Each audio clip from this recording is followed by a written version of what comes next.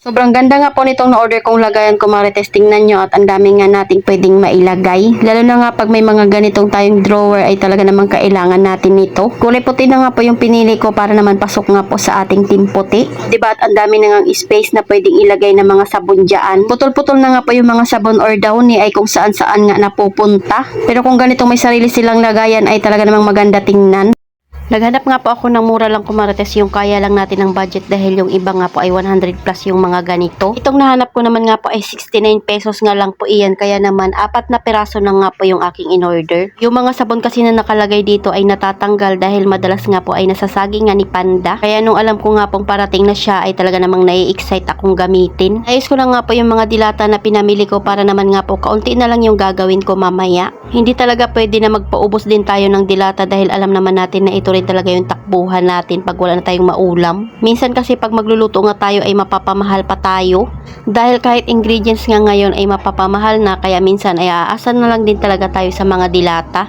Kinagabihan nga ko, Marites, dumating na itong aking order. Siyempre at binuksan ko na nga rin po ito kaagad para naman magamit ko na. Ko nga ay magdadagdag pa ako ng kahit 3 ganito. Pwede mo nga rin to ilagay sa kusina at lagyan ng mga baso. Safe nga rin po darating sa'yo, Marites, dahil kita nyo naman sobrang kapal nga po ng bubble wrap niyan. Tapos naka-individual balot nga rin po iyan ng plastic. Akala ko nga maliit lang siya dahil 69 pesos nga lang po ang isa nito. Maganda nga rin po yung spacing ng mga butas-butas sa ilalim dahil hindi nga po mahuhulog yung mga ilalagay mo. Syempre at iayos na nga po kaagad natin ito dito. O diba at hindi na nga masasayang yung space dyan dahil pwede mo nang paglagyan iyan. Kaya ayan, isa-isa ko na nga pong tinanggal yung mga sabon na nakatamtaks nga po dyan. Alas din talaga kasi napupunit yung mga sabon ko, Marites, dahil nasasagi nga po iyan ni Panda. Mukhang kailangan ko na nga rin mag-restock ng mga sabon dahil tingnan nyo naman at maluwag nga po yung mga space dyan. Mas maganda rin talaga tingnan pag marami nga pong laman yung ating mga shelves. Kailangang punuin dahil madalas naman itong hinahanap sa ating munting tindahan.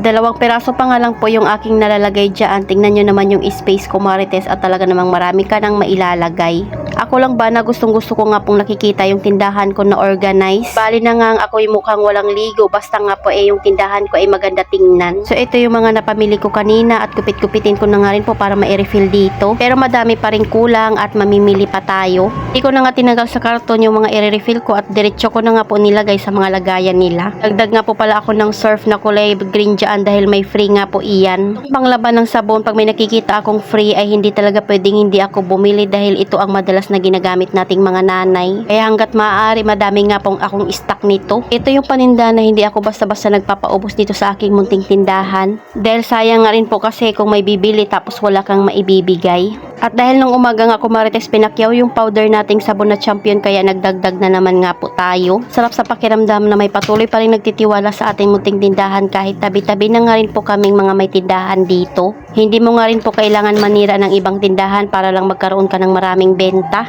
Dahil mas masarap pa rin talagang lumaban ng patas. At may nakita nga rin po ako kala na mayroong free kaya ayan, kumuha na nga rin po ako ng 2. Itong bar tide nga po ay barang nabasa nga po dito nung umuulan kaya lumambot siya kaya tinanggal ko na nga po dyan. Dagdag na naman nga po ako ng Ariel kaya ayan, tinanggal ko na nga po yung mga luma at tinilagay ko yung bago doon sa pinakalikod. Yung 2 shelves ay pinisto ko naman nga po dito sa baba. 2 na nga po silang pinagtatabi ko. Pwede mo nga rin po ilipat-lipat iyan kung magsawa na ako dyan sa pwesto na iyan. Yung 3 downy nga po ay kasya dito kahit mahaba siya. O diba at hindi na nga rin po sila maghihiwalay-hiwalay. Organize na nga rin po talaga sila. May shelves na naman tayo na kailangang punuin. Dahil may stock tayo dito, Marites, pinutol-putol ko na nga rin po iyan. Natapos ko na rin naman kaagad yung aking mga ginagawa kaya ayan, ito na nga po yung after niya. O diba ang ganda tingnan, Marites, at ang dami nga pong space na pwede mong ilagay dyan. Punuin na naman nga po natin ito ng stock. So ayun lang muna, Marites. Salamat sa panonood. Follow for more. God bless us. At sana i-share nyo na nga rin po itong aking video.